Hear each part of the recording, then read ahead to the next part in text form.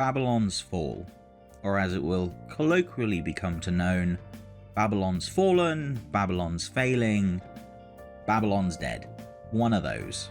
The live service hack and slash from Platinum Games and Square Enix has been well and truly murdered this day. It's just yet another case of another live service game crashing and burning. The game was initially released on the 28th of February 2022, and it's not even gonna make it to its first birthday next year, as the servers will be shut down sometime in February of 23.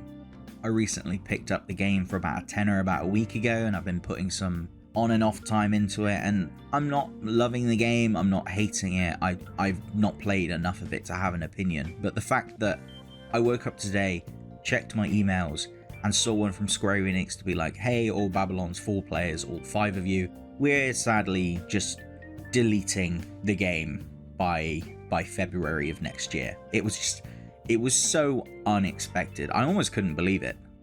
It reminds me of when Battleborn was taking offline.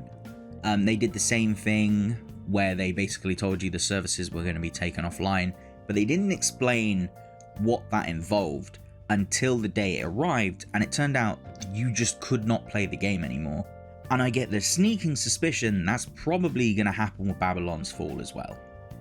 So if you're anything like me and you believe all games should have some kind of conservation so that, you know, anyone can play them whenever, this probably is just going to be another one of those sad cases where the game servers will be taken offline and then you just can't play the game anymore. Now, this is just pure speculation at this point, but it's quite likely what's going to happen. They're going to turn the servers off and there's not going to be any way to play the game offline, which is absolutely ridiculous. I don't know how long Platinum Games put their time and effort into this title, and I understand that it was not critically received very well, and there are several reasons for that, and that's fine. But regardless of how terrible, boring, great, or mediocre a game is, you should be able to play it, and that is just another issue with the games as a live service model in a nutshell. Games as a live service is great for the developer / publisher when things are going well. When it's going poorly, they're obviously losing a lot of money, and they tend to have this kind of sunk cost fallacy just by running the servers on their own and, you know, paying the development team to keep things up and running. But the problem with games as a live service, which everyone has been saying for however long we've had them now, is that when the service stops making money, it stops being developed. And then things like this happen and it dies.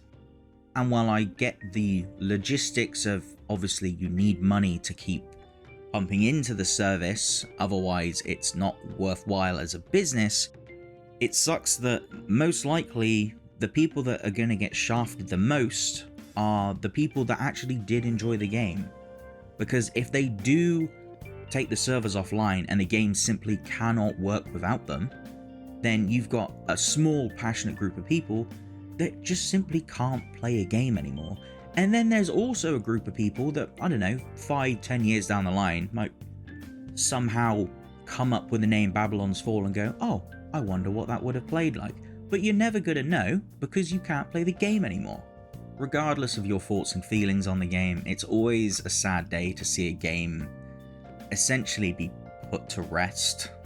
I understand why developers and publishers are constantly pushing for games as a live service, because you might be the next Fortnite, which obviously for Epic has turned out exceedingly well. But not everyone is going to be Epic. Some people are going to be Square Enix, which Square Enix should know by now because they also own Marvel's Avengers, another games for live service game that isn't doing particularly great as far as I'm aware in terms of numbers, but you know, they keep that one alive. But you've got brand recognition with that one, and it might also be baked into a contract that the game needs to be alive for X amount of years. We simply don't know. So yeah, it's quite sad news, to be honest. I don't have a lot of love for the game. I've played it, I'm not enamored by it.